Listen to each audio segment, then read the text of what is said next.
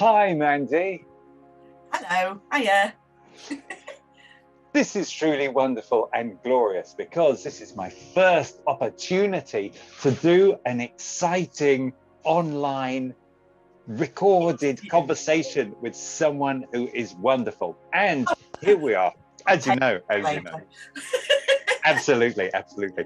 Anyway, the reason why we are here today is because you have created this wonderful thing called the Empowerment Passport. And I want to know all about it because I know something about it. And from our conversations before, I think it's going to be a really, really brilliant thing. So can you tell us, first of all, Mandy, who, let me introduce you properly as well, I should say, is an independent business owner. You have spent many years working as a senior occupational therapist in the NHS, now do that independently, and do a lot of consultancy and advice to people. And you know your onions, basically. I hope I do. I think you do. Been a long time in the NHS, so yeah. Yeah, no, thanks for that introduction, Guy. No, that's really, thank you for that. Yeah, the Empowerment Passport was really born out of desperation, to be fair.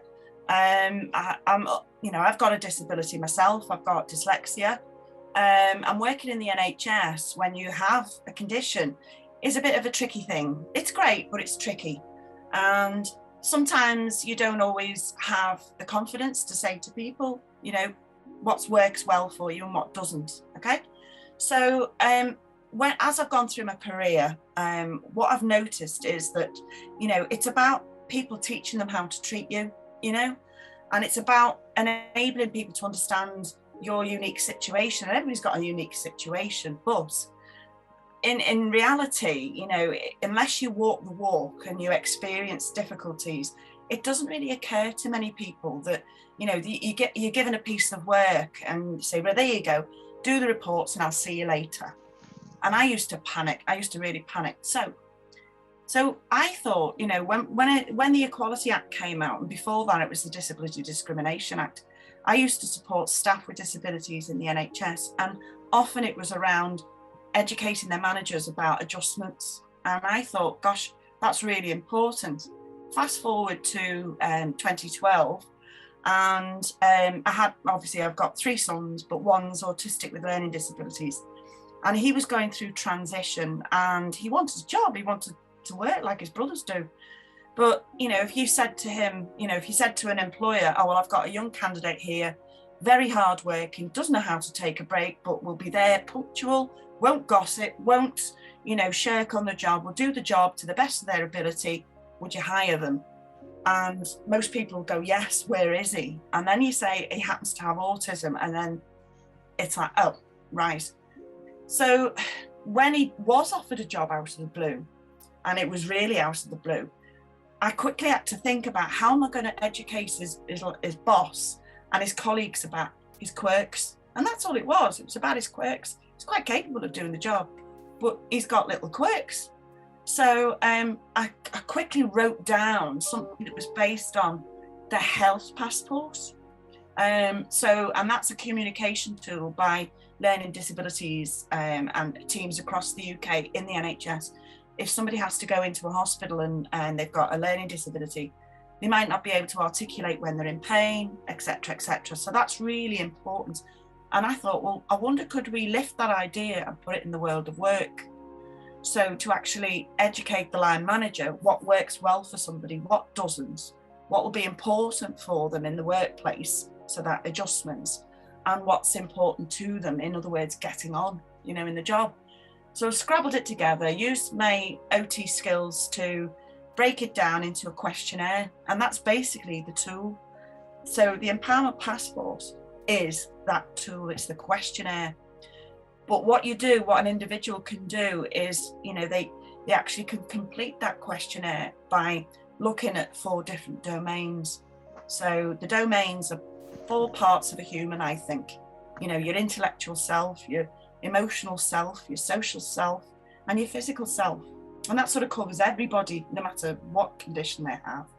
So with that in mind, the questions were divided into those categories, and people have the choice to choose which is relevant to them. So they don't have to fill in a laborious questionnaire that is stuff that's not relevant. They can zoom in on the bits that are pertinent to their needs. So we trialled it, and I've trialled it with Wirral Mencap. I've trialled it with colleagues up and down the country in the OT world. And the feedback I got was really good. And I thought, ooh, or that advert goes, ooh. I thought, I'm onto something here. So I got invited to present my idea at a national OT conference, which, you know, is quite nerve-wracking, I have to say. And that's a compliment to my colleagues, because to me, I always thought, I can't hide. So I can't say any lies or anything, because they're going to know you don't do that as an OT. So I thought, oh, you know, talk about exposure. So anyway, I floated the idea at that conference, and I asked them their opinions, and I asked them to be critical. I said, you know, in their opinion, what do they think of this idea? And, you know, from their clinical expertise, what can they suggest to do differently? And I got an overwhelming response of support, and I was blown away, simply blown away. And that's by my own profession. So that meant a huge amount to me. So that gave me a bit of a boost and a bit of a confidence. So over the period of about 8 years, I've been talking about it, developing it, piloting it, shaping it, changing it, scrapping it, starting again. You know, I've done all of that in that developmental stage. And then I decided to take voluntary early retirement from the NHS, because it's one of those things. I needed to devote time, my energy, my time, and my sort of definitely energy, to be able to do this better, you know, not just half-hearted. So I took voluntary early retirement, and I ploughed all energies and savings and everything else into creating this app. And it's now an electronic format, which I'm very pleased. And so people can apply to, or they can contact me, and I can give them a code, and they can then go and fill their questionnaire in. And it then produces a PDF, which is like literally a profile of what they want to communicate. Now, this is the important thing. And I've often had some people say to me, well, what if people haven't got insight about their condition? You know, where's the validation there? How can you help them make sure they're not saying something that is completely not like how they present? And that's where the role of facilitators sort of built in, I suppose, a program of delivery, if you like, where facilitators, and that could be either their colleague, it could be their line manager, it could be a family friend, it could be a mentor or somebody that they know very well. It doesn't have to be an OT, for example, although that will be an option if they want it, you know, to oversee completing the questionnaire accurately. And it's all about asking and delving into, you know, the little tiny details that matter to an individual, what works well and what doesn't. So, you know, it's not an academic thing at all, that's what we're focusing in on. So that's where it is at the moment. So I've launched the website, and the website, you know, you can contact us at the website, and I'll share that with you, or you can share that with your readers or YouTube followers. And they can actually email us, and we can, if they wanted to, obviously there's a cost element to it, but it's not extortionate. And then we can set them up on the Empowerment Passport web. Well, it won't be a website, it's hosted on the cloud, and it's quite secure. I've been very, very keen with my professional background to make sure I cross my T's and dot my I's where GDPR is concerned, hosting and, you know, sort of protecting details of people. I've been very, very careful with that. So that's where we are at the moment. And it's purely an opt-in, it's not an obligation. So I always like to put people in charge of their information. I think that's the only way forward, really. Absolutely. And that has got to be the joy of it, isn't it? Because I know a lot of organizations have their own kind of version, and it stays there. Well, I think it's often completed, isn't it? And it's stored by HR, and it's, you know, how accessible is it? And never to be revisited again sometimes. Well, that's the danger, isn't it? And also that you know, when it's you who have the issues that need discussing with people, because that's often what it's about, isn't it? It's about how can we Having that get conversation. this thing. Yeah, so you need to have it with you at the right moment to refer to, and not have another job built in by having to apply to HR for it, and they've got to go and look for it, and it's just another layer. So that you know, that control over it, because it's also, it's very personal stuff, isn't it?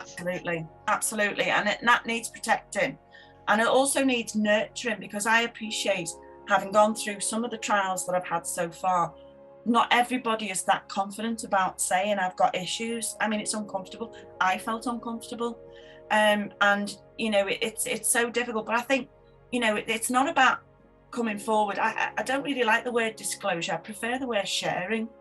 And I think, well, you know, this is my style, so I'm going to share my style with you. This is how I work best. And it sort of just demystifies the whole reasonable adjustment sort of phraseology that frightens everybody, it seems, including employers.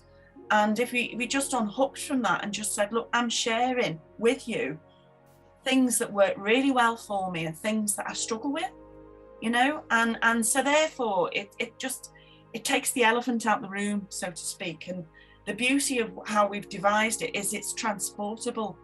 So because it belongs to the individual, it goes with the individual.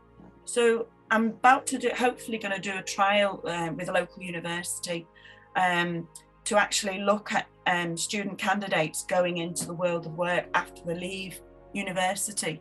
And I know from my own professional experience, when I supervised student OTs on placement, I used to get all the students that had issues or disabilities, and I thought, that used to make me think, well, why is that? You know, because we all share in this process of learning. You know, let's work together and find out the right sort of technique, if you like, to help somebody learn properly in their own time and in their own space. So it will go with them. So that's really something unique, because it doesn't matter if somebody's left one area and gone into another, they will still have access to this, and that is so critical. So I'm hoping it does what it says on the tin, empowers them to have this conversation. Well, I think one of the glories of it is that often it's difficult, isn't it, to know what to say, to get the stuff out of your head onto the page. So by having the categories and the questions, and you can do it with another person, which is always recommended, isn't it? So it creates a kind of channel and a bit of focus to lead you and to think about what to say. So it's not that you've got to come up with it, because often, especially if you're going into a new job, people say, we will give you all the support that you need. What do you need? And you don't know, do you? Because it's a new job. So this kind of leads you, doesn't it? And it gets it out, and you can refine it, I guess. And you know, you can update it at any time. I mean, that's as well. When it's paper copies, often what happens is, you know, that job's done, tick, you know, that old tick box. And I know when, if you look at the essence of the Equality Act, it says, you know, best practice says that, you know, you review adjustments regularly, because, you know, nobody, you know, has got a crystal ball. And if you're going into a job, I mean, the interesting thing, if you look at access to work, for example, if you're a new starter, you've got to get that application for access to work done within 6 weeks of your start date. Now, I've done this twice now in my NHS career, and I can guarantee that that assessment at 6 weeks looks nothing like the reality of the living job. You know, and that's important to recognise, because you morph in a job, you change in a job, things change, you get systems in place, you get used to the systems. It might take you a bit longer, but you get used to the systems. And it's only when you're so many months in the job, then you can really think, actually, that would work better for me, this would work better. So if you had the empowerment passport, it is, again, a prompt and a medium when you have supervision with a line manager to say, now I'm 6 weeks in or 6 months in, I'm recognising that these are actually causing me a few issues. What adjustments can we make around that? And then that can get put into your passport, you know? Brilliant. So now, what who is it for then, basically? Okay, it's for actually, I would actually be daring enough to say it's for everybody. I'll be daring enough to say it's for everybody. But let's be honest, it's been earmarked, I would say, for those that have struggled to get jobs. You know, like my son, like even fellow colleagues, when they have got in the job, they've struggled, you know. So it's for anybody with, to quote the law, a protected characteristic that, you know, means that they're likely to have a disability or a long-term health condition, because this covers people who've got, you know, mental health difficulties, you know, neurological difficulties that fluctuate, you know, so one day they'll be better and another day might be a different picture. So it doesn't really matter, you know, how you present, it's how you articulate what works well for you. That's the beauty of this empowerment passport. And it's about, you know, again, having that conversation.